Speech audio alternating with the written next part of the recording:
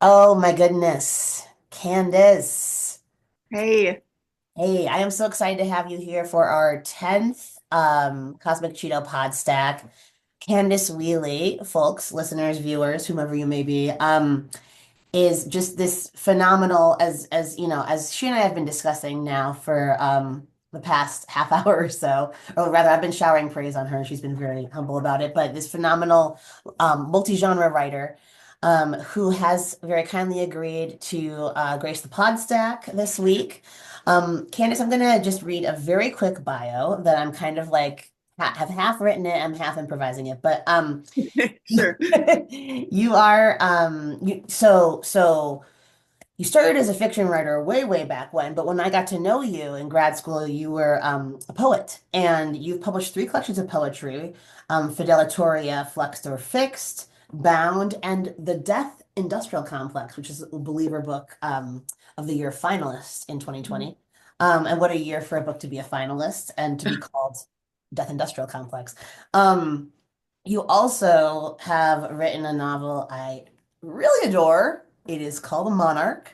It's and the themes in this book are just such Candice Willie themes. But if I had to summarize it in a sentence, right, it's like to be a woman under the various systems that prevail in our country and in the West and in the world and so on is to be variously an artificial intelligence, I don't know, like sleeper cell CIA asset, an assassin, a robot, name it what you name it, right? But being a woman is a surreal experience. And Mhm. this story about a beauty queen assassin is just so good. Um, Thank you.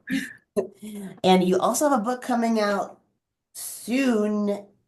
To me, it's soon. I know to you it feels long, but you have a book coming out next year called Ultra Natural. I'll link to Mhm. all of it, which I'm deeply excited for. Candice, thank you for being here. Oh, thank you for having me. It's so great to see you again. I'm excited to chat. Me too. And as I also hold my tea cozily. Take a sip. My rabbit Miles just showed up. Oh, Let me. Miles. Okay, is it okay? Hopefully yeah, if you want him to make an appearance, like a cuddly little Okay. appearance, No, now he's he's gone. like, It was just momentary. oh, camera shy. Okay. Well, hopefully Miles comes back. But in the meantime, I'm going to start off with our this new kind of pod stack format. Not all the ones are going to look like this, but this is a really fun new format that we're trying out.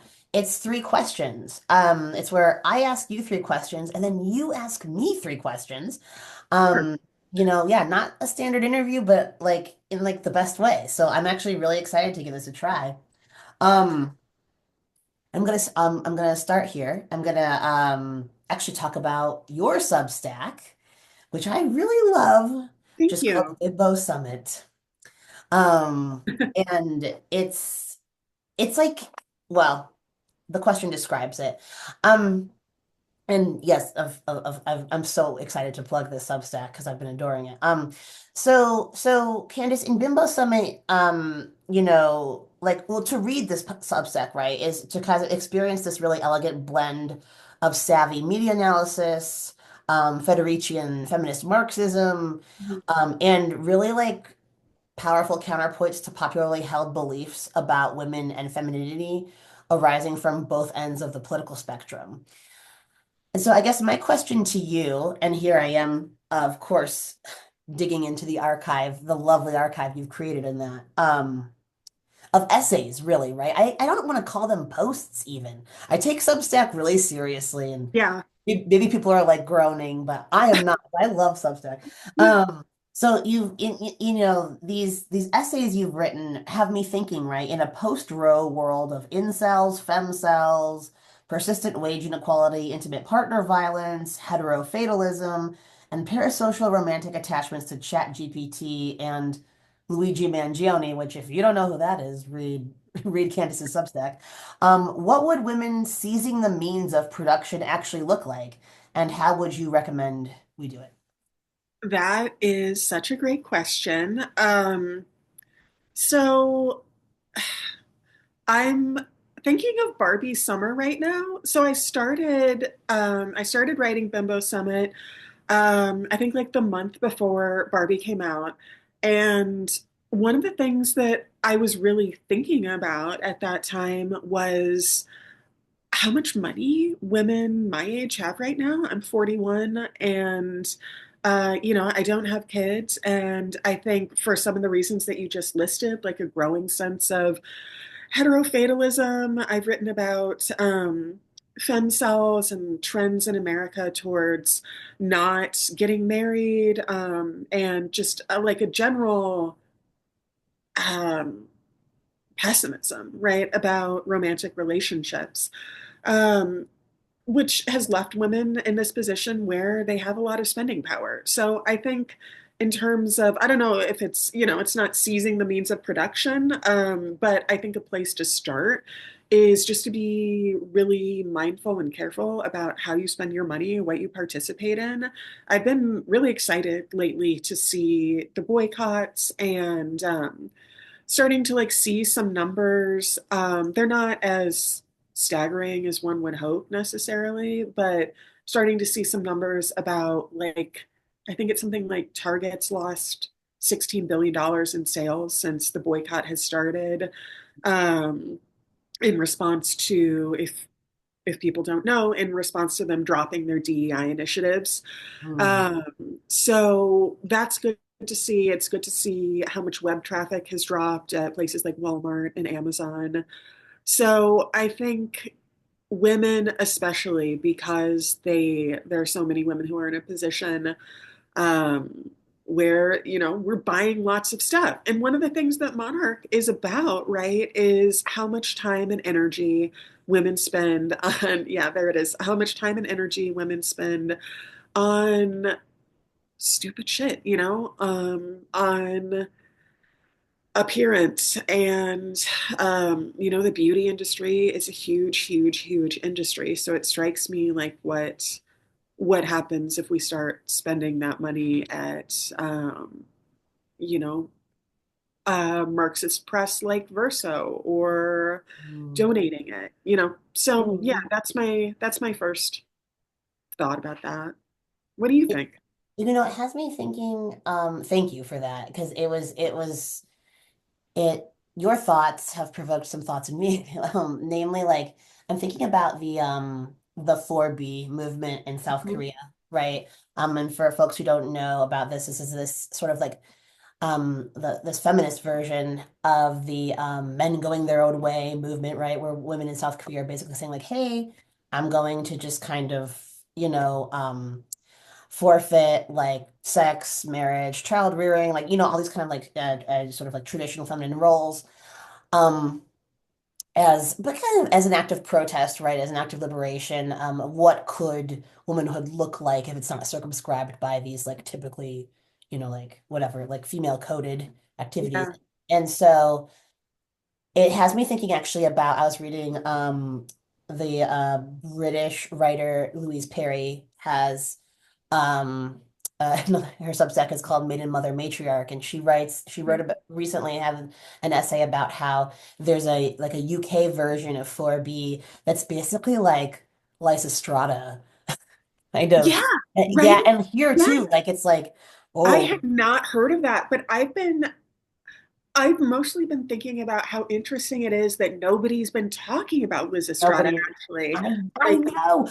I couldn't. Okay, I'm like no shade to Louise. She didn't even bring it up, and she was like, "Well, they're doing this as like like a punishment for the MAGA voting boys." uh-huh. And I was like, "Why are you not saying Leicester?" Right. Yeah. No, Yeah. I don't know why this is where my mind went, but one of the things that I was thinking about the day after the election was just like, I feel so bad for my students who are like going into the dating world, and just like I I guess what I was thinking about was that it felt like this veil had kind of been lifted and you really saw where people's values were. And like, now we're seeing how all of this is proliferating. But I think one of the first things we were all thinking about was like this was a vote against women's rights. And I was thinking, like, how do you move forward in a world where you don't know, like, you don't know what the values of people that you're meeting on the dating app are per se? Like, um, did they did they vote to take away your rights? And just like the fact that apparently there are so many people who did and don't even talk about it, right? Like it's Mm. so beneath note to them that they're not even bringing it up, right? Mm. So yeah, I was feeling some fear for them, but then, and also like gratitude that I am in a relationship with a man who's like extremely feminist, and don't have to navigate that part of the world right now. So I, my second thought though was like, what if these women just didn't date anybody?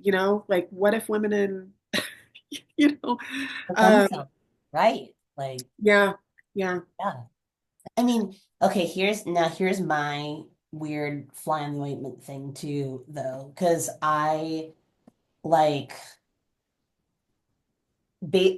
like I'm definitely with you on that. And then I'm also like when I think about like American electoral politics, when I think about the like grand horseshoe of authoritarianism, yeah. right? And how one of the things I love so much about Sylvia Federici is she's like, hey guys, hey progressives, did you leave out women entirely? Oh Yes, my God. Yeah, they did. Yes, they did.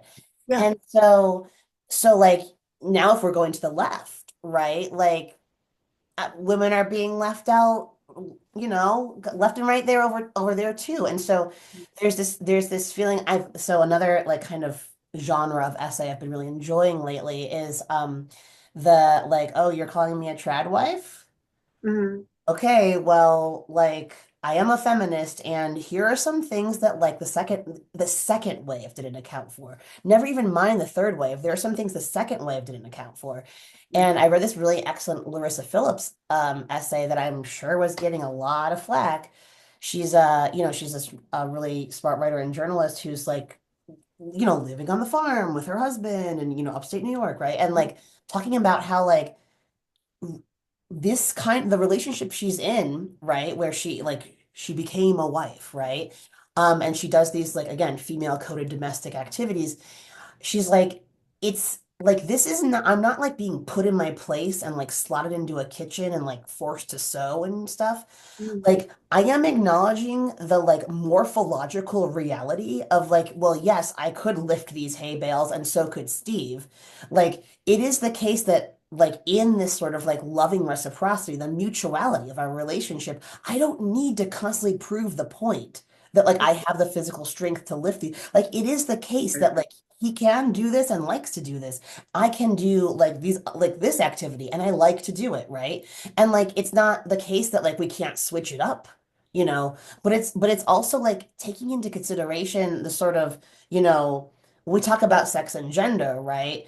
Obviously there as you and I both know, there was plenty of work to be done around the sociological concept of gender, plenty of people being like marginalized and is suffering misalignment and like having a brutal experience around it. But it's also the case that there is like physiological difference that is arising, or like biological difference that like comes as a result of like Yeah, yeah, yeah like human like sexual secondary sexual characteristics. And so what I love about this essay, right, is she's basically talking about how, what we really could do here is we could have these like domestic or female coded activities instead of like maligning them and saying like, well, no one should do them, or if you want to do them, you're basically a scullery maid. mhm. How about, and this is an argument I've always really enjoyed, how about they are compensated and valued in a Yeah, way, the way that the male coded activity is, you yeah, know? yeah.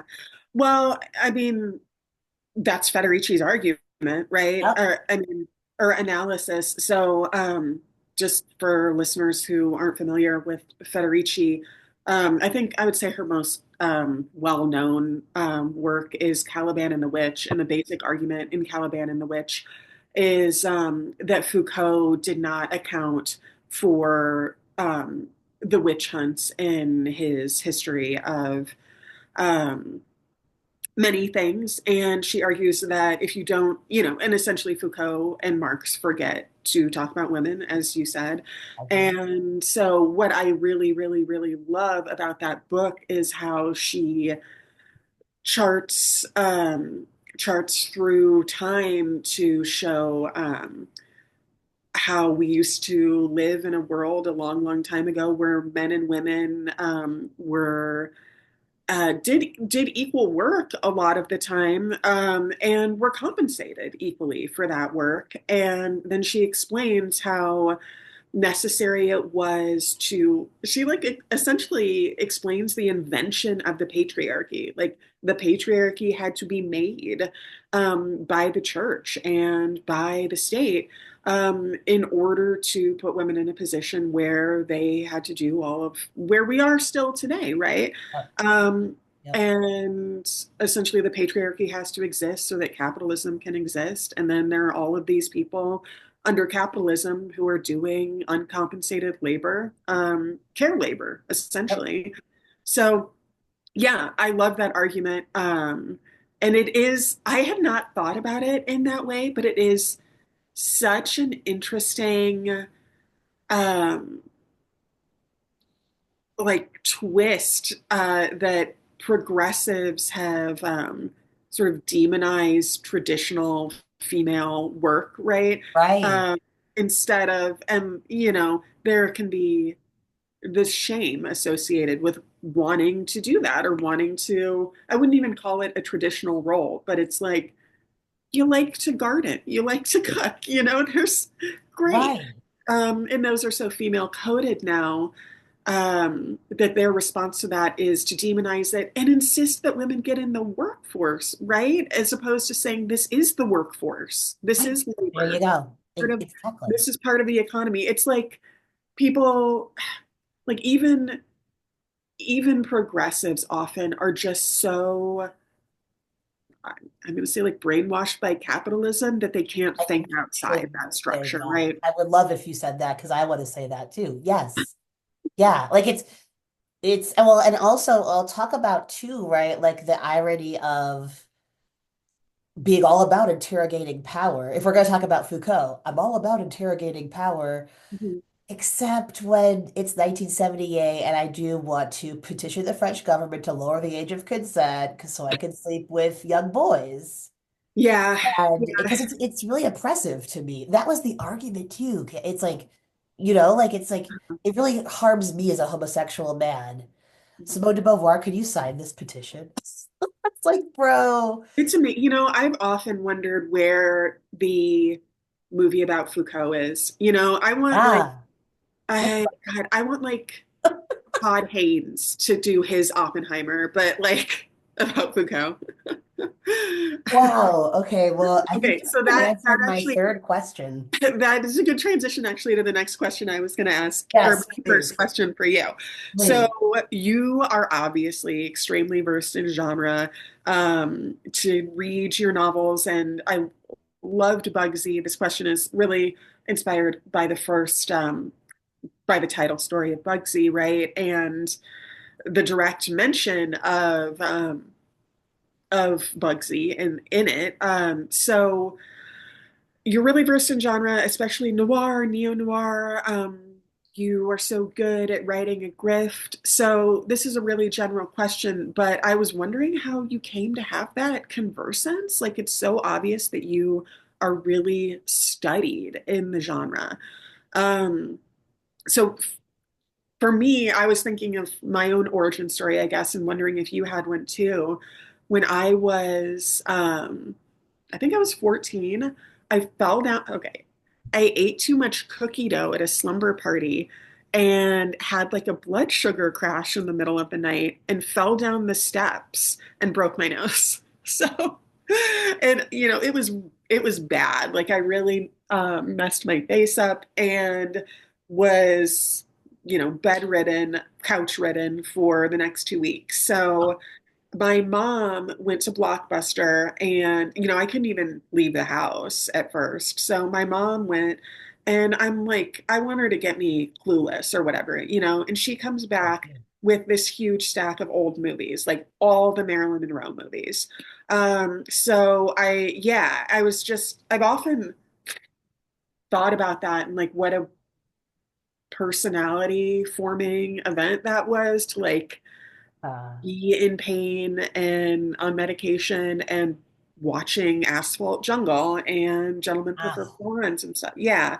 So yeah, I'm wondering like if you remember what your first experience with genre was and like why you're so drawn to it. Yeah. Man, I mean, that's an incredible origin story. And oh, I hope you write about it. I'm sorry, I know I keep making this comment, but I'm like, is that a chapter from Monarch? Is that a chapter? Yeah, but it's like, I mean, sure, right? Like I got my wisdom teeth out and like watched um Paper Moon, and Oh like yeah. films are really a part of this, right? Yeah, I love Paper Moon, and Paper Moon was a big, in fact, the change counting scene was a big part of so one of the earlier scenes in Confidence. And like I remember for some reason really well like Jonathan Demme's Night in the City was like Oh, a I love Demi, but I have not seen that one.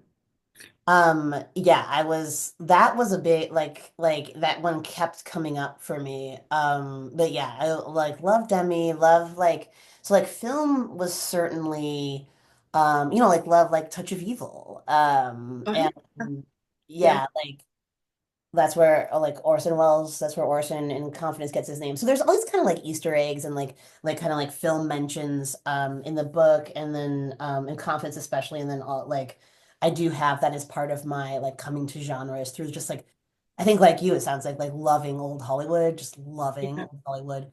But then I think with like it's like Bugsy's an interesting story because there's still like a huge film piece. Like I when I sat down to write that short story, that is the title story of the collection, I was like, I'm gonna write gay boogie nights too. Oh, okay. Yeah, that Okay. was the like gambit. Is it was Yeah. like That's gay. awesome.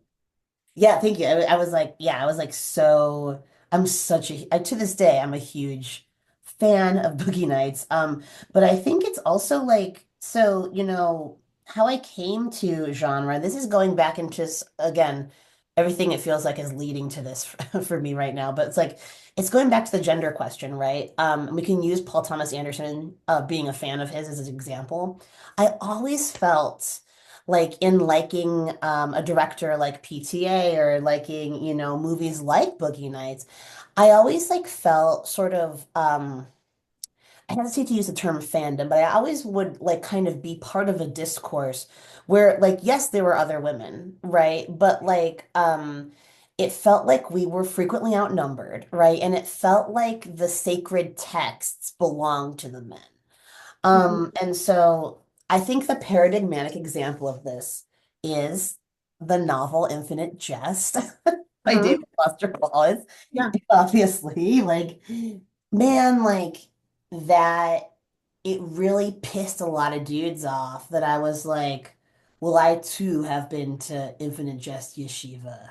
And I too know my, like my apocrypha, my scholarly tracks. I'm like, I think that for me it became like being in certain parts of the genre world became this really interesting experience where um I felt both really mo like excited about the material but also sort of edged out. So like yeah, if we're thinking of Jonathan Demme films, right? Or if we're thinking of most films, but let's use Demme as an example.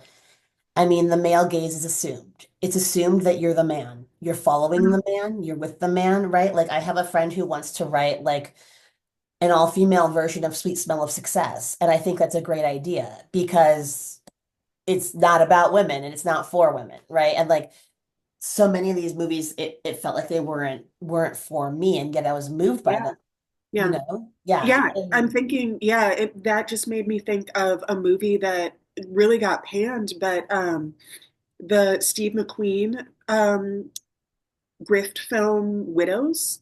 Did you see that? I have not seen that. You should see it. It's great. It's a heist movie, but it's all women. Oh. Anyway, Ooh, interesting. Okay. yeah, it's really good. Um, oh yeah, that was yeah, no, I haven't seen it. Was a recent one. I haven't seen it, but I am curious to see it. Cool. I will make sure to watch it. Yeah, I no, I like it. So part of like wanting to write a story like Bugsy was wanting to do that, right? Like making the like lesbian, right? Boogie Nights, or like Yeah, making the just like Widows, like the all female heist movie. And that's I think like setting out to do that, or like being interested in that, being interested in claiming or reclaiming the genre was sort of like how I formed my familiarity with it, right? It was like, well, if I'm going to like rework this, right? If I'm going to like make a space for myself in in noir, right? Because I never felt like the femme fatale. I didn't want to be my most feminine. I was made to be. And I was always like, oh, like I don't want to be the fucking like I don't want to be the object for you. And there are so many like I have so many dear friends who are like, this is also like part of how I found my power, right? Like this is the like, my sexuality and like moving through the heterosexual world in this way is part of how I like made these like power plays, these creative plays, like this and that. And that is immensely valid and fascinating. And I want to read every single essay about it, and book, but like it was not my path. And so this is kind of how I found it. that's awesome. Well, first of all, it is really fun to know that Boogie Nights was is like in the background. Now I'm like mapping characters from Yeah. Boogie Nights on to characters in Bugsy, and it makes so much sense. I kind of feel like I just learned something about myself while you were talking. I think I also absolutely have had the experience of being sort of treated like I surely couldn't know about I'm thinking of a very specific moment in my high school journalism room where it was like me and a bunch of journalism bros, and they were talking about Stanley Kubrick. And I mentioned Lolita. I said that Lolita was my favorite Stanley Kubrick film. And they're like, "Oh, he didn't do Lolita." and, and I was like, no, he absolutely did, and they did not believe me. I was like, I'll look it up right now, and they're like, anyway, I still that's still like a moment that I hang on to, and I'm still like obviously mad about. But yeah, I absolutely have also had the experience of like having a conversance with something specifically in terms of film, which is such a like film analysis, the making of films traditionally is such a male space. Um, and so, yeah, that just really resonates with me. And I had never thought of working in genre in quite the terms that you're talking about in terms of like a reclamation. But I think maybe subconsciously that's also what I've been doing in some ways. And probably more though with Bimbo Summit, with the Substack, where Mhm. like I have this real need to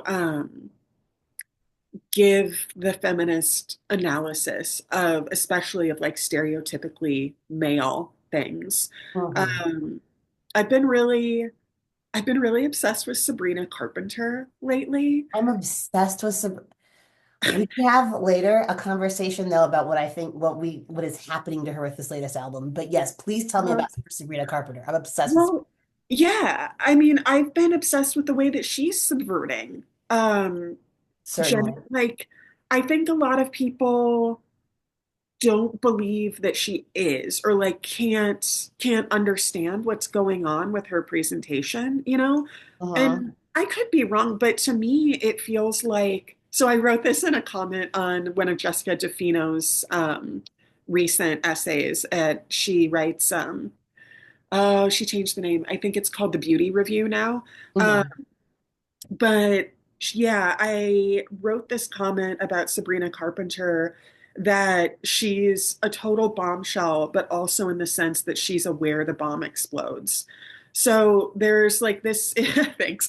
There's this fatalism about her approach, you know, with oh, the song Lie to Girls, I think it's called, on the recent album. That's essentially like the point of it is just like, you, like men, you don't have to try to convince women to like you when you're treating them badly, or like you don't have to like try to get away with acting bad, you know? We're going to forgive you anyway. Like we're programmed to let men behave badly. The hilarious line, I don't remember what song it's on, but I guess the Lord forgot my gay awakening. Like this lament that she has to be attracted to men. So then it's like this hyper crazy feminine presentation that she has, right? The sexiness, like hitting the chimes in her NPR Tiny Desk concert with her butt at one point, you know, like she's doing this like Jessica Rabbit outsized thing. But I think that what she's doing is also like a knowing caricature. Like I think part of her is making fun of how stupid it is that this is like what society considers as like peak sexiness, right? Yeah. What are you interested in about her? Oh man, I'm about to really derail us, so I'll keep it quick. But then I want to pitch that one day you and we write an essay or some kind of something about the Please, Please, Please music video and song. Oh, hell yeah. Um, Yeah. Love it.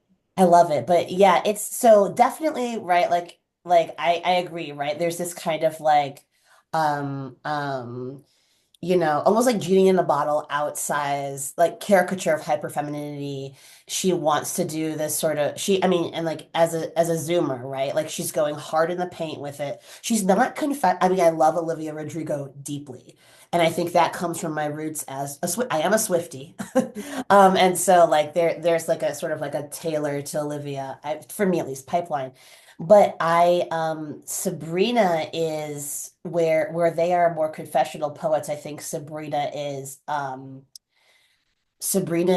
like an Abramovichian figure to me. And this again, I Uh-huh. had this whole essay Yeah. on. Yeah. Do you know about Belle Delphine? No. Woof, I'm gonna show this to you. Okay. Okay, so Belle Delphine is she's around, but she's an e-girl who did these massive public stunts. So Okay. basically, like she was like, e-girl Twitch streamer, yada yada, millions of followers, and one of her stunts was like, hey, if I get over 1 million followers or two or how whatever number on Instagram, I'm gonna start my Pornhub account.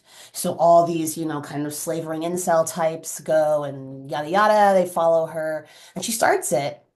And what does she post to Pornhub? She posts videos with these sort of like, well, extreme Pornhub titles, right? Okay. Like Belle Delphine gets a cream pie in the face. Uh-huh. And what it is the like Belle Delphine holding a wholesome pie and eating a slice. Yeah, I'm not, and then like, oh, like, Yeah. pussy stroking or whatever, right? And then it's her with a toy cat giving it a hug, It's putting it, you know what I amazing. mean? And it's brilliant. Like so Delphine does this kind of stuff. And then in fact, she's actually the inspiration for Like and Subscribe in Bugsy. Um, Oh, yeah. I was kind of I went down a rabbit hole with that. But yeah. the so I see Sabrina Carpenter as like part of that sort of like artistic creative space. Uh-huh. And it is why I am like that's my affinity for Sabrina Carpenter. I'm obsessed. Yeah. I have like I have feelings about the latest album as compared to like emails I couldn't send in the second one, but like Uh-huh. it's overall like I'm just like so compelled. I'm Mhm. so compelled. Yeah. Um, Yeah. yeah. I love just the way that you just described her as a performance artist. I feel like that is like just applying performance theory in general to her is just such a useful lens to try to explain what she's doing. Yeah, I thank you. I'm the it's a it's it I feel like it just really fits. But going back, let's Okay. get back to that chauvinistic high school newsroom. I had one of my own. And pretend now that I'm cutting through that wall of bros who don't even know their chauvinist heroes film catalog as well as you do. And I'm saying, Candice, can you give me some film recommendations? Specifically, because you too are extremely well versed in genre. And some of my favorite criticism that you've published on Bimbo Summit has been about like you had this essay recently, like basically to be a woman is to be an AI, right? And you're Oh writing yeah. about um, a lot of speculative sort of like film and writing that explores these concepts of like womanhood, through these sort of like, extreme metaphors. And so, can you give the viewers of the Podstack a recommendation of three genre films that do the best job using like the unreal or surreal to describe like female embodiment? Yeah, yeah. So when I first read this question, I don't know why I read it as recent. So my first two are from last year, and then I have an older, more controversial one. So The Substance. I love The Substance. Did you see it? I didn't know. Tell us about the sub Okay. What's whole that? here. Yeah. Um, yeah, so I mean, I'm sure you like know the conceit that Demi Moore plays a Jane Fonda type figure who gets fired on her birthday because they've decided she's too old to keep doing her workout show, and she goes to a doctor's appointment and gets given um, this card that takes her down a dark alley to this secret room where she gets the substance. And the substance is just like this green liquid that she shoots in, and then she turns into Margaret Qualley. So it's I mean, there's just so many things going on. It's by this great French director, a woman. And so what happens is Margaret Qualley, when it's like her time to, it's they're not even sharing a body, right? Mhm. I've never tried to describe this movie before. So sorry. So they're not sharing a body, but only one of them can be like conscious at a time or like interacting in the world. So they're supposed to split time, like week on, week off, week on, week off. Mhm. But the younger version of her name is Elizabeth Sparkle in the movie, which is also amazing. The Margaret Qualley younger version of Elizabeth Sparkle's name is Sue, and she starts taking more time. So she starts taking the substance more. And when this happens, so the first time this happens, um, the Demi Moore character, like one of her fingers becomes monstrous, like long, old, like disgusting. Yeah. So they're not respecting the balance. And the more this goes on, like the more monstrous the Demi Moore character becomes so that the younger version can live. The younger version is like interacting in the world. Gets cast in a film. Weirdly, like the big crescendo of her career is she's going to host a New Year's Eve show, which is kind of funny. Yeah. Um, Devastating. so I just loved that. I mean, I loved the surrealism. It is body horror. I think Yeah. body horror in general, it's like female Cronenberg, right? Body horror in general is just doing a great job of depicting what it's like to be a woman. So it's a great film about aging. I also feel like there's a lot to be said in that movie about addiction, Mhm. and I don't think anybody's really addressed it from that perspective. Mhm. So that's my first suggestion. I also really loved Blink Twice, which came out last summer, and it is Zoe Kravitz directed it. Wow. And I saw it because, so the premise is that there's an island where a billionaire has parties and he's inviting these young actresses, young women working in Hollywood, and they are being given another substance that it makes them, it's essentially like an extreme roofie. So they totally forget, though, to the extent that the same women go back again and again to this island. And obviously, that has some similarities with the plot of Monarch in some ways. And I'm really, really interested in memory formation in general, especially related to trauma.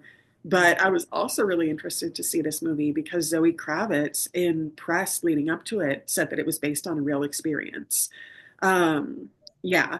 And, we hear about it's sometimes the surreal things that we see in films or rumors, right?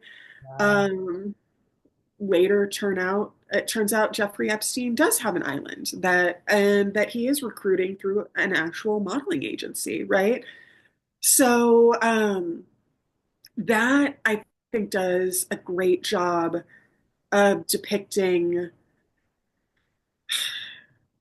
power dynamics, especially in the film industry, in a way that seems surreal and genre driven.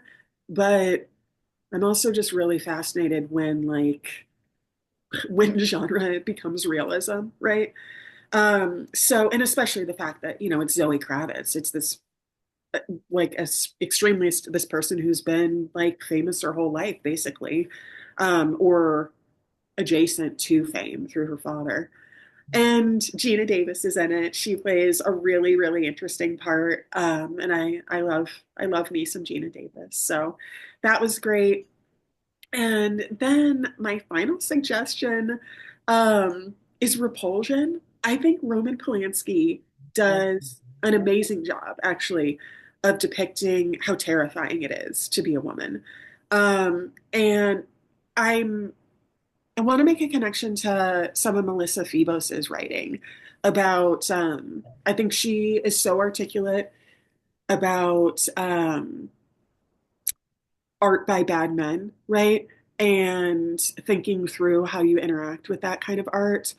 And one of the things that she says is, oh, I'm going to do a bad job paraphrasing this right now. But basically, she makes a distinction between consuming art by bad men that is about the ways in which they're bad, right? Mhm. And definitely, I think a lot of Polanski's movies, like Repulsion or Rosemary's Baby, are so good because that's the way he's looking at women, that he is an abuser. And especially at the time when those movies were being made, there was no conversation at all that date rape was a problem, right? Mhm. Um, Okay. so I there's just something really accurate and um, I don't think that you see. It's like you don't see through the eyes of the monster in any other filmmaker's work the way that you do in Polanski. So Repulsion is not a movie that I want to watch again. I haven't seen it in like 20 years or so, but it has absolutely stayed with me as this movie that's often through the eyes of the main character, played by Catherine Deneuve, um, of her world unraveling after a terrifying assault happens and her claustrophobia and paranoia. And, it's considered one of the great paranoia films of the 60s. So, yeah, yeah, those are my three Man, suggestions. it man, when you brought up Repulsion, and Polanski, I was like, whoa. And now I just can't yes, and then Catherine Deneuve's casting in that, we remember her from Umbrellas of Cherbourg and Right? Repulsion. I Yeah, no, so love that. Yeah. yeah, it's incredible. I mean, because oh God, I could go on a tangent there, but I'm thinking too, what makes me think this is making me think of is, Being someone who grew up with Woody Allen, not just all the movies, every single Woody Allen movie, but also the even his humor books, which I read and love the surreal, yeah, like Without Feathers, and like I just thought he was just it because his humor is my kind of humor. Like the humor of those books is this sort of like jokey surrealism, the non sequitur kind of, like it's like a nebbish Tim and Eric almost. It was really funny. Uh-huh. And the utter unwatchability, not just of like a Woody Allen movie in principle because he's a pedophile and an abuser, but Manhattan, where Yeah. it's like we're doing pedophilia is happening. Here's Yeah. my child I'm raping, Yep. and it's Muriel Hemingway, and it makes me like, and Muriel Hemingway is just kind of there, like, his child bride hanging out, and it makes me think about like, oh my God, what's Manhattan from Muriel's point of view? Yeah. What's Manhattan from Muriel's point of view? Right. Yeah. Like, Yeah. oh God, I'd watch that movie because I'll never watch Manhattan again. I yeah, I'll never watch Manhattan Never again watch either. Manhattan again. I feel great knowing that. But like I would watch many times the Muriel Hemingway POV. Yeah. Yeah. What genre do you think that movie would be? That's Like an if you were going to write it? that's an amazing question. Oh, well, it would be okay. So, oh God. So it would be this kind of like almost like the novel I the that I finished the rough Uh-huh. draft that I'm telling you about, like this like dark, like this suspenseful coming of age almost. Okay. Yeah. It would be, oh my God. Okay, so have you read Francine Prose's Blue Angel? No, no. Dude, you would love it. So it's almost like a reverse Lolita. Oh, okay. Yeah, where so and like 90s with the kind of like burgeoning awareness of, grooming on college campuses, Uh-huh. a young woman basically plays that to her advantage. Um, it's a brilliant book Oh, and that's amazing. it's amazing. It's Okay. and I'm thinking of my own experience, about being groomed and being exploited. Yeah. In fact, in the dye house in the Iowa Writers Workshop it was not a sexual grooming, but it was a type of grooming that happened with a male mentor. Mhm. And I'm like, so what's the book from, oh, like what's the story of this from his perspective versus from my own, right? And this is kind of where we're like getting back to the genre question, right? Where I'm like, well, I almost need to like write that, like understand the workings of this genre so I can write it from my point of view. How, yeah. I love that. Yeah. Yeah. And so with like Manhattan, right, it's like a bunch of like it's we both know, but like it's like Woody Allen like doing his Woody Allen nervous thing Mhm. in the 70s with his victim just hanging out. And I'm like, well, what happens? Like, who is she talking to, right? Who are her friends? Mhm. She's then leaving that like weird like restaurant or bar or whatever. She's leaving his apartment. Right. And Right. who are the girls she's going and talking to? And they're being like, why are you letting this feels scary. Like what's happening? Why are you letting him say that and do that? Right. So she leaves this kind of like talky Woody Allen, Cassavetes kind of like, Uh-huh. oh, space. And Yeah. she goes into her teenage coming of age thriller territory. I don't know. Cool. Yeah. Well, and also what you just said made me think about just the lack of imagination in a Woody Allen film. That it's Yeah. not even Laugh. as a writer, it's not on his mind that that character has any It's world out. Yeah.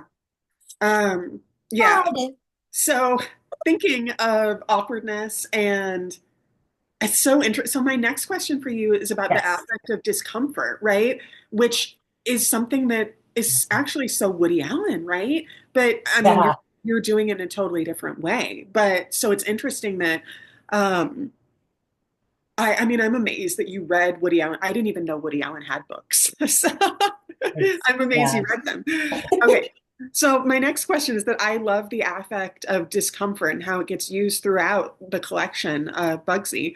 So whether it's like social awkwardness or a dissonance between, I really respect and appreciate the way that you portray dissonance between how characters see themselves and then how we see them being perceived by everyone else. Mm. So I'm just broadly wondering how discomfort works for you as a narrative tool and what kind of possibilities embracing those moments allows you. Oh, that is a great question. I think that, okay, so I think that like there is, I think I want to actually, speaking of old school, old guard, male mentor, Raymond Carver worshiping dude bros, right? Like Mhm. there's this, I think, like commonly held conviction in the fiction writing world, especially by those who kind of came of age when, learned from Tobias Wolff, right? Or like the Raymond Carver Tess Gallagher years at Syracuse, Right. stuff like that. This sort of like Gen X boomer old guard really has the impression that writing a scene of dialogue, for instance, there has to be some kind of conflict, right? So either the conflict is explicitly stated or it's subtextual. And they're talking about, getting eggs at the grocery store, but they're really talking about the baby that has been miscarried. Coming from, of course, right, Hills Like a White Elephant, stuff like that. But I think that this is where like there's like a certainty in that approach, right? In the like there's always some kind of conflict in a scene approach that strikes me as arrogant. Um, Mhm. I actually would go back to Hills Like White Elephants and the other modernists, right, that Hemingway was hanging out with, and be like, it's not like they didn't always have this like thesis statement, right? It wasn't always the case that like, well, they're really talking about blah, or like the conflict of the story can be distilled to la. And I think that this is where discomfort comes in for me, right? Where like maybe it's not that this scene is this kind of like escalating progression of like, jabbing or goading or sort of like trying to get at the heart of the matter, or it's not a story that would appear in the Atlantic circa 1984, right? Inconvenient year. Okay, 1986, 1992, you know what I mean? Yeah. Like it's actually like a story that takes these moments of sort of like unsurety and expands upon them. So instead of like having a fight, all right, or instead of like um guiding the reader really elegantly to some type of like epiphanic conclusion, I think that we actually like for me like with things like discomfort or these like lacunae in the stories or the pauses, whatever. I think it actually gives us that like an interpretive opportunity, right? As readers certainly, right? But as writers as well, to be like, you know what? What am I really getting at? Like how is this that like I'm not entirely sure, right? Where this specific character is kind of coming from. And I think that um that like the loosening of my grip on a scene, it comes in those moments of discomfort. So like and Subscribe is a great example where you have this like alternating POV basically between this Belle Delphine e-girl character who realizes that she's gay, and in love with her best friend, and she's figuring that out, and then it's also the point of view of the kind of reply guy stalker Garrett Stillwater, who's decided he's really going to take his life into his own hands and propose to Dina is the character's name, drive to her house and propose to her. And so by stalking her through her IP address. So like, that story is like full of awkwardness and discomfort.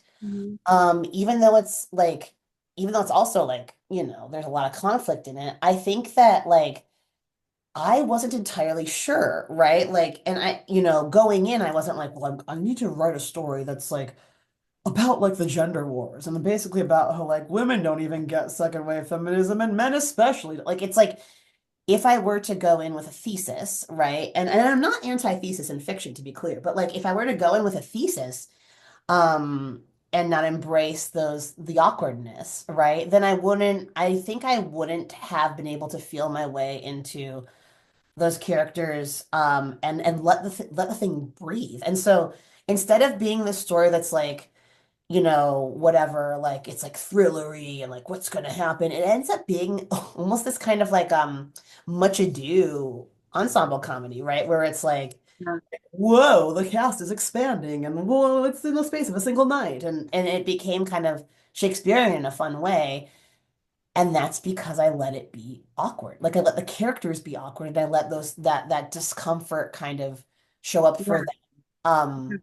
And I think there's like my last thing I'll say about it is I think there is a discomfort for the writer in not knowing 100% like what the scene's about and what the argument's about and like what the thrust of the thing is, and that is, I mean, I would rather sit with a discomfort, right, of not knowing the ending, say, or of not knowing XYZ, how to thread up this plot hole, than try to like retcon a solution that doesn't fit and Yeah. feels inauthentic. So yeah. I want you to write that craft essay. That, I mean, wow, that was an amazing, amazing answer. It also seems so in line to me with conversations about just how inherently masculine narrative arc is. Like Thank that you. it's called a climax, right? Like there's I like, know. Oh, and Candice, it's called a climax, and then we're done. And yeah, then it's over. Like yeah. just kind of roll off the story and be done. Well, and I loved what you said about Such a like good. discomfort, like how masculine narratives resist the affect of discomfort, right? That they're like it's associations with lack of confidence or uncertainty or, the powerlessness of it makes so much sense to me. Um, yeah, I love that. Um, yeah, now I'm just thinking back over your work that I've read and like applying that sort of framework to it. So that's Thank awesome. you. Can I I ask you my last question before we go to your last question? Because I really want to. absolutely, and because I know you need to go soon, and I want Yeah. to though make sure we hear a little bit of Monarch, Okay. so I'll try to Yeah. keep my response short. But yeah, Okay. I just, okay. Bugsy, especially the first story in Bugsy, is like so at the intersection of stuff that I've been obsessed with lately in terms of like stories about sex work being at this intersection of identity and desire and capital. Um, I've been thinking about this a lot. I wish we had time to talk about Honora, but yeah, and Sean um, Baker in general, yes, yeah, right. yeah, Um, I'm I'm anti Honora, so me too. but okay, good. So it strikes me that you navigate all the same, many of the same issues in your work in a very different way. So I'm curious how you approach navigating this. And I'm also just, you already kind of answered this question, but I was wondering about your research and if there were any deep dives. You've talked about some that you have used, if there are any that you didn't use. Oh man, yeah, this could be a whole spiel. So I let me put it, I'll just break it into two parts. So first, the kind of like approach, and then second, the like deep dives and research. So this goes back, right, to like what we're talking about before about like the female coded labor needs to be dignified. And this really, sticks in my craw Mhm. because this is now like the sort of like celebration and of sex work, right? As evidenced by the Sean Baker male gaze Honora types, right? it kind of like it arrives with this like shiny progressive veneer of Right? humanizing the sex It's worker. so insidious. Yeah. It's so insidious. It's so insidious. And so we have, right, like, I mean, of course, like, I think you and I agree here that, like, the decriminalization, safety, and understanding around what's going on for folks who are doing sex work, like, it is key. But I think too that like the discourse around sex work and survival sex work and the sex industry is vanishingly like the actual like nuanced, meaningful Federician discourse Hmm. is pushed to the side, vanishingly small. And what we're getting instead, right, is like, well, like these people come out as trans and they have to do sex work and also like sex work and like Anora type again type Yeah. portrayals of women who are working in the sex industry. That when you don't have to peel back that many layers to see the heavy breathing heterosexual dude beneath Yeah. all that Right. discord, right? And it's like it's coming like, are you talking about celebrating sex work, or are you really just talking about you want to watch porn, you want to see the porn? Yeah, you Hmm. want to see the young girl do the porn, like it's insidious, just like you said. And so with this story, like with Bugsy, I was really, really interested in the idea of a woman who is like gender nonconforming, queer, like might do like trans medicalization, might not, who knows what's going to happen for Bugsy. But like basically, I love the idea of her existing in this almost like kind of like lesbian coven of sex workers, right? And like how their world would be portrayed not as this like utopia, because it is not fucking utopian. Hmm. Right. And I think again, like going back to the male gaze on the sex worker, it's like, oh yeah, like if porn's happening, it's gotta be great because I'm looking at it. And I think that like showing this as another work environment, a Yeah. workplace comedy, a Yeah. workplace drama, right? And that is what I wanted to do. And that was kind of bound up in my approach. And then as far as research goes, like frankly, I wish I'd read more like Federici and like theory before going in because I would have loved to have scaffolded what I did do with that. What I ended up like I really looked into I looked into kind of like the sex industry as like or basically like the sex industry as kind of like a creative industry like any other, and by that I don't mean to idealize, I mean to say more Yeah. like exploitation's running rampant. Hmm. And how like this Vanessa Redwire character, I was like, how would, if like Celine Sciamma, right, was like making porn, I guess, right? Like how would like this female, the queer female director be carving a space out for herself? Yeah. And who would be on her team? And again, it doesn't mean it's like ideal and perfect, but it also like I use that as like a thought experiment. And so I was kind of searching for like real life like cognates for that. And there was a lot like there's a lot I found, there's a lot I did not find. There's a lot that I think is still hidden. Bugsy Hmm. has a freak out about like a very real issue, which is like child pornography and like the I. other, yeah, and like the trafficking, a huge issue that's like overlooked by again the Sean Baker types deliberately. And I think that there's a lot of abuse and suppression that is happens around that unsurprisingly does not like, bubble up into the discourse conversation about like why that, like abuse continues to happen and the suppression continues to happen. Bigger conversation that I think nobody wants to have, who is like, cool girl third wave, right? Nobody wants to have this conversation, though Billie Eilish does. Oh, really? Billie Eilish does, yeah, about like, wow, porn's pretty prevalent. Porn's everywhere. I Uh-huh. first watched porn, I'm speaking as Billie Eilish now, which Uh-huh. is I normally do, but I first saw it when I was 11 and it fucked me up. And that's what the, Oh. song Male Fantasy is about that. Yeah, like Oh, I and didn't know that. so, yeah, like we're supposed to all be like, heck yeah, empowering. This is Right. great. There's nothing wrong with this at all. And if I say that something's wrong with it, I'm a feminist killjoy. Hmm. But here we have a young Zoomer woman being like, no, this fucked with me horrifically. Hmm. So that Right. is, I think, like, if we like start to have that conversation, right, I think it would be good and useful and productive and destabilizing. And I think that, the people who give Honora Best Picture would not like that conversation to happen. Yeah. Oh, well, excuse, excuse me. I also love what you said about sex work being work, you know? Hmm. And In a dull way, even. Yeah. yeah, Yeah. yeah, I can't.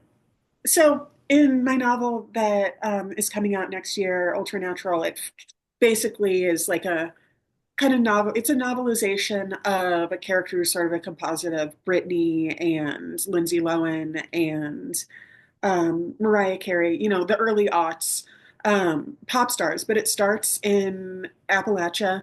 And a lot of the beginning of the book takes place in a strip club. And I really wanted to like draw this arc of like the real, like mundane, repetitive nature, both of pop stardom and sex work. And like there are lots of scenes in it depicting like what the back room at the strip club looks like, what the green room there looks like, and like vending machines in strip clubs. I don't feel like this is I think it's exactly what you're saying, that this kind of work is framed as empowering and glamorous, and that it's really, really intentional, that the actual labor aspect of it is ignored when it's a job, it's a job. So, Mhm. yeah, I hope you'll keep writing stories like that. And I mean, I feel like they're really important. And I hope that as you were talking, I've been trying to think of like what filmmaker I would want to direct if Bugsy were adapted. I don't know. Do you have anybody in mind? You know, Let me think on that because I want to adjust my final question for you so Okay. you can hear Monarch, but I'm going to think on that. I'll tell you that, maybe I'll send you a text later about it. But what I want to ask it's a species of the same kind of question to you. I want you please read your selection from Monarch. And Okay. then to close us out, I would love to tell you about how you would like to see Monarch adapted by Okay. who. Yeah. Okay. Awesome. All right. Well, I'm just going to read from the beginning of Monarch. I won't give you like any preamble. I think we've already kind of talked about what it's about. So, yeah, this is the first chapter. When I try to remember the late 90s, I mostly remember climbing into a tanning bed with a rabbit's head sticker pressed to my hip. The same spot every time for the entire summer of 99. In Pompeii, the third cause of death was instant dehydration triggered by extreme heat. I learned this in school, but never thought of it as I pulled the plastic goggles over my head and lowered the lid. It felt wonderful. It was an actual bed of light. The goggles had tiny pinpricks in the middle covered with black lenses to protect the thinner skin of the eyelids. I felt a chill of success whenever I surveyed the augmented pigment of my skin. Once only laborers spent enough time in the sun to tan. If you perform a slight dissection on the word parasol, you get para, to shield, and sol, sun. The events I'm telling you about take place after I graduated from a high school that sat in the middle of the country. Now I'm seriously committed to the German, but as a student, I took 1 year of each Romance language. Je m'appelle Jessica. Mi nombre es Jessica. Mi chiamo Jessica. I can recognize a root, determine what lexical waters a word has been washed in. Now, mein Name ist Jessica. I am so much closer to the present. Protection, of course, has always been the prerogative of the rich. Gloves, wide brimmed hats, mineral creams, smart glass, umbrellas, and veils protect the skin from signs of use. Hands now exist because a French fashion designer spent too long on a yacht in the Mediterranean. She went sailing and it showed. But all she had to do was say she meant to do it. She was born in an orphanage, an inverted basic economy with a dress that suggested less was actually more. At one point, she was a Nazi intelligence officer. She knew how essential intent is when it comes to assigning culpability. So the tan became fashionable, another economic subversion. What was once a sign for poverty became a sign of wealth. Probably because I love deception, it impresses me when a person who traffics in images is adept at rhetoric. The designer's name was a diminutive of a diminutive, an abbreviation of the French coquette. My own name means rich. God beholds. I've always felt more the beholder than the beholden, which is why it is very hard to believe in God at all. If this story is about anything, it is about being somewhere in between. The importance of the aura mediacritas, the opulent wedding ring twisted inward in public, the right balance of visibility and existence. I spent all my time in that sunbed because I didn't have a job. When I finally got one, my skin had the glow of a ham under a heat lamp, the sacre core of a country club Father's Day brunch. My own father didn't eat ham, didn't belong to a country club, and did not worship the sun. Before my disappearance, he was a professor of boredom, and in fact, the founder and chair of the boredom studies department at the Midwestern University I dropped out of. My taking time out from the world to meditate on my dermis was rare, hard for him to understand. I believe it made me the primary subject in one of my father's case studies on boredom, maybe even the inspiration for it. I'll stop Mm. there. God, I love the Department of You. Boredom Studies. I want to study there. I don't want to study the Department of Hitler Studies. Boredom Studies it is. Amazing. Oh, thank you. So please tell us, how would you love to see this adapted? Oh man. I've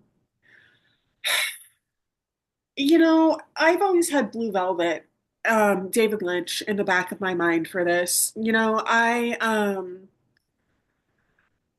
like the beginning of Monarch is so the shiny Stepford Wives veneer, right? The Um, Technicolor, white picket fence, but then underneath that, just barely underneath it, is like the ear from the corpse is the yeah. underworld. And Monarch, there's a whole passage in Monarch that's about obsession with underworlds and how they function in literature. So Mm. um and that's really, I think that's what's spans across all of my work, is like this idea that the rotten core is not that well hidden, like what we've been talking about through a lot of this conversation. Like once you start looking at social programming, you see how insidious it is. You see who it's really um, promoting and who it's oppressing. And David Lynch was just such a master of now I'm going to get emotional about David Lynch. Get it. But yeah, David Lynch was just like such a master of showing these alternate parts of society, right? And obviously, like you can tell from the passage I just read, that I love beauty, I love poetry. And in his book, David Lynch, Catching the Big Fish, David Lynch talks about how every shot is like a painting for him, every single shot. So that would be the dream, right? And but in terms of like a living director, I'd also be really interested to see what Sofia Coppola would do with it, I guess. Like, Nice. I love the bling ring. It's nobody else Oh, does, but I do. She's so good at women's worlds, and yeah. I love that. And I was just imagining I was toggling between young Laura Dern for Jessica Uh-huh. and then young Yes, I Isabella love that. Rossellini. It's a different movie with either of them, if it's like Lynch era. Um, Uh-huh. do you have like a Yeah. like an actress like young, old, like right now, like who would you cast as Jessica? Oh, yeah. Um, Well, no, Jessica in my mind is, I don't know if I've ever said this in an interview or anything before, but Monarch is, a deeply surreal, weird book, but a lot of Jessica's personality is just me when I was a teenager. So I think I've always pictured myself in that role, That's but awesome. the mother has always been Nicole Kidman. Um, Oh, like oh, I yeah, amazing. I mean my dream is for Nicole Kidman to for her production company to consider doing Monarch. But like Oh, down like I love all the eras of Nicole Kidman's face. Like there's a plot in Monarch about the mother sleeping in a cryo chamber and like freezing herself at the height of her beauty. And I'm like, that's Nicole Kidman. Like I love how Nicole Kidman's not hiding it that she's doing a lot of like the labor is apparent in her beauty. And I respect that, and that's a part of Monarch. So she's not only the actress I would want to see in that part. She's also like in some ways sort of the soul of some of the book. So yeah, wow. Okay, let's definitely end on the note of we love Nicole Kidman, and Nicole Kidman is the we soul of love Nicole honor. Kidman. I have to show you something real crazy. Tell me something real crazy. God, what an incredible, what an I incredible literally movie have that a would little be. friend bracelet here that says, I love Nicole Kidman. Oh, Yeah. dude. Ooh, bless. That's phenomenal. That's phenomenal. This was I so find fun. Thank you for having me on. We should do it again. Yes, of course. Thank you for coming on. I'll stop the recording in a second, but it was such a pleasure having you, Candace. Folks, thank you for listening, watching. Please grab Monarch. Please, can Ultra when will Ultra Natural be available for pre-order? Let Oh, us good question. know. I'm thinking Ultra Natural will be available for pre-order in November, December, probably. Not for a Okay. while. So like later Yeah. this year, but yes, we will. The important thing I think that people should take away from this is follow Bimbo Summit. Bimbo Follow Summit. Bimbo Yeah, Summit. please. Please. Yes, it's so good. Thank you, Candace. And yeah, looking forward to talking more. Yeah, thanks. Bye.